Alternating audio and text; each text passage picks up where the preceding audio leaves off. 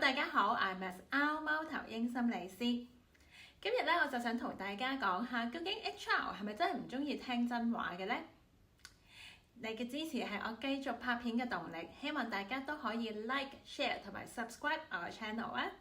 最近咧，我喺網上咧就見到有個網民咧就係講起咧，佢係見一份咧係 manager 嘅工啦咁樣。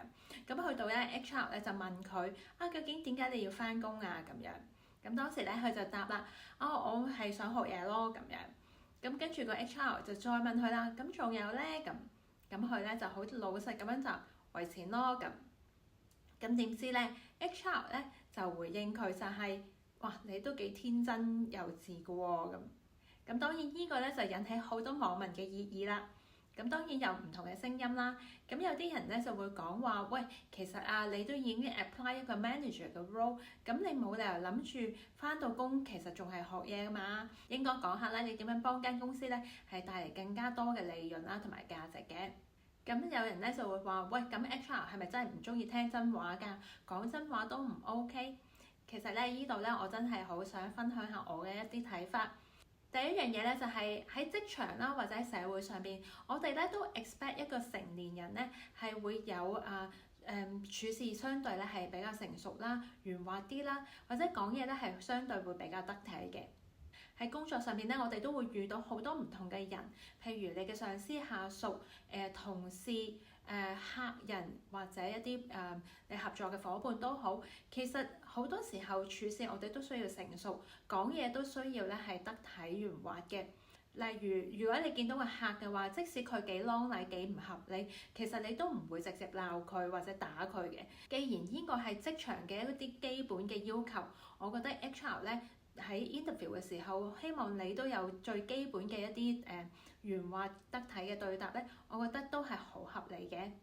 而喺另外一方面咧，我都見到有啲網民會講到就係，喂，其實咧，如果你追一個女仔，個女仔問你啊，你中意我啲咩啊？難道你會同佢講，因為你樣靚身材正，我想同你上床咩？雖然大家都知道呢個答案可能係最真實，但係我哋應該都唔會咁樣講嘅。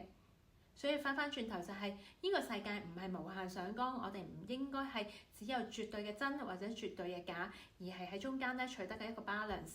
我哋可以喺真誠之餘，亦都可以有圓滑嘅一面。同時，我哋喺有語言藝術嘅情況之下，亦都可以有真誠嘅一面嘅。而另外一方面咧，我亦都好想講下，就係喺 interview 時候，係咪真係唔可以咧係講我想學嘢，又或者咧為錢咧咁？雖然咧，我就唔知道佢哋真實嘅 conversation 係點啦，但係咧，從個 post 上面嘅答案咧，我就覺得咧，樓主應該犯咗兩個大忌嘅。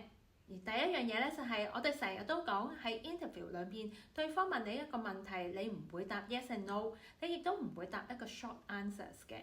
其實好多時候，我哋都應該要加好多嘅 elaboration 啦，加一啲嘅 example 啊，或者一啲嘅 explanation 落去。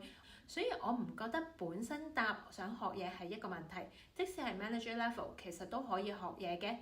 譬如咧，我雖然有 HR 嘅經驗，但係呢個 industry 咧對我嚟講係新嘅，所以我都希望咧可以學多啲嘢啦，了解多少少唔同 industry 咧嘅一啲嘅HR 嘅 application 咁樣。而第二方面，我覺得可能出現問題嘅咧就係語氣啦同埋態度嘅問題。如果我睇翻咧樓主嘅一啲留言咧，我就會發現其實好多人咧都會係對 HR 咧帶住一啲敵意啦，或者咧唔滿意嘅態度。咁咧你喺對答嘅時候，好多時候都可能好唔耐煩。你問我呢個問題點解返工？簡單啫嘛，為錢咯咁。可能你呢個唔耐煩或者不屑嘅態度咧，係影響咗咧你嗰個答案，令到 HR 嘅觀感咧唔好，所以咧對方可能真係串翻你都唔定，又或者咧覺得你根本咧對呢份工咧係一啲誠意都冇，所以咧就會令到成個 interview 咧係喺一個唔係好愉快嘅氣氛咧係進行，亦都會令到咧 HR 最後咧唔揀你。當然你話我都唔揀佢，但係呢個亦都係嘥咗你嘅時間。所以我覺得咧，呢兩點係好值得我哋去深思嘅。所以我覺得咧，其實唔係你答啲乜嘢，而係你點樣答係更加重要嘅。